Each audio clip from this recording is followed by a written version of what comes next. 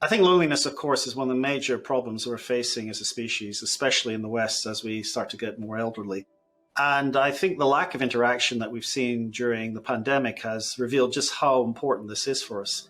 There are experiments with deploying robots in care homes, including in the UK, in the NHS, but also in Japan, where to some extent those robots aim to just fill a gap where there is no person present to provide any kind of interaction.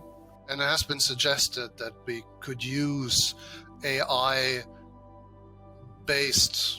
machines, robots in forms of companion animals perhaps, or human companions or quasi-human companions as love or sex robots and companions.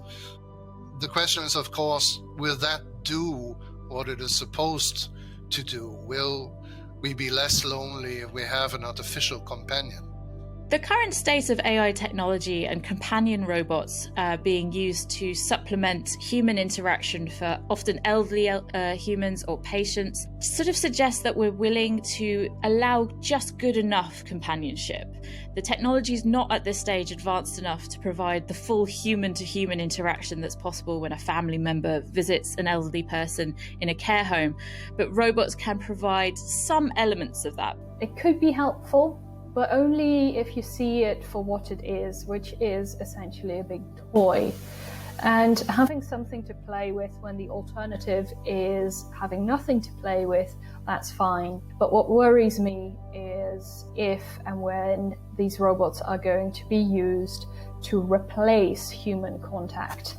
I think it certainly could be something of interest in the same way as, tackling a difficult puzzle or doing some other hobby is time consuming. But in terms of fulfilling the sustenance for human interaction, I don't believe the technology could really ever satisfy us that way. You can't get that much social gratification out of any kind of artificial system that currently exists. They can't keep up a conversation. The best chatbot can keep up maybe 5 minutes of a conversation, and only written, not spoken.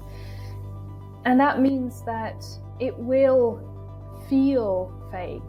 While it may give a particular individual the illusion that they actually have a relationship with someone, because we have that instinct in us to assume consciousness, awareness in a thing that reacts and looks as if it were conscious.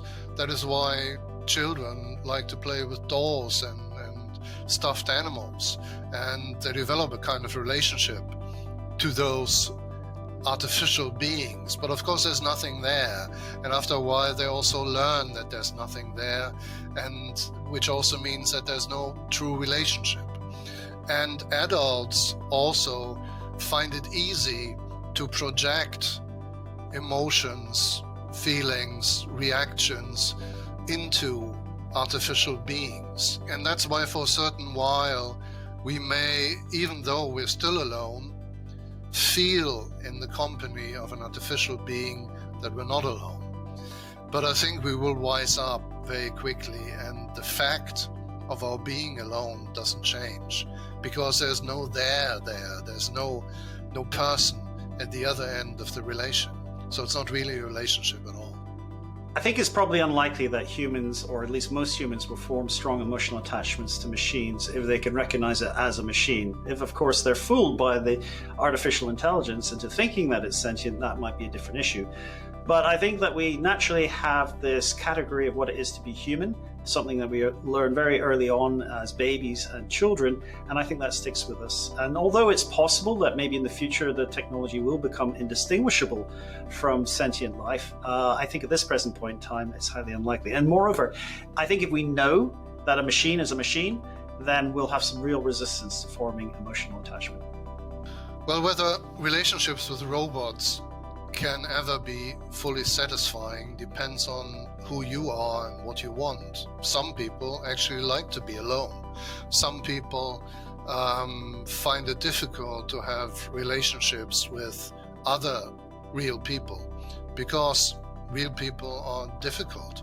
I mean, they have their own will, they have their own preferences, they want to do things that you don't want to do, they might leave you, they might stop loving you. All that might be seen as a problem. So an artificial companion might be the much safer option. They're not real, but at least they don't leave you. Potentially, as AI advances, it might provide something we might think of as perfect companionship. But I don't necessarily think that friendship is about getting exactly what you want from the other person. So there might be such a thing as a too perfect friend, or even in some cases a too perfect boyfriend or girlfriend, that actually AI might provide us with an experience that's actually just too good. We don't like each other just for what's good about each other. We should also like each other for our flaws. And I'm agnostic about whether AI would ever be able to present that form of friendship and companionship.